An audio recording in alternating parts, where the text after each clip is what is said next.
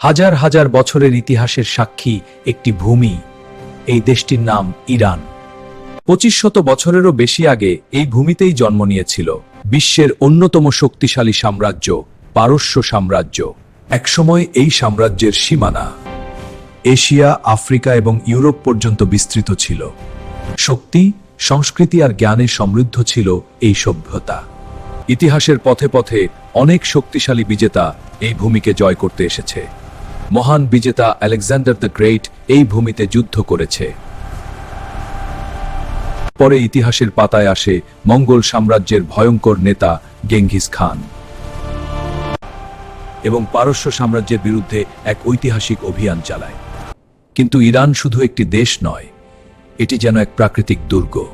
পশ্চিমে বিশাল জাগ্রস পাহাড়, উত্তরে শক্তিশালী আলবর্জ পর্বতমালা, আর মাঝখানে বিস্তীর্ণ মরুভূমি। এই কঠিন ভূগোলই শত শত বছর ধরে এই দেশকে করেছে প্রায় অজেয়। হাজার বছরের ইতিহাস, অসংখ্য যুদ্ধ আর সভ্যতার গল্প। আজকের বিশ্ব রাজনীতিতেও ইরান একটি গুরুত্বপূর্ণ শক্তি। ইরান আজও ইতিহাসের এক রহস্যময় অধ্যায়।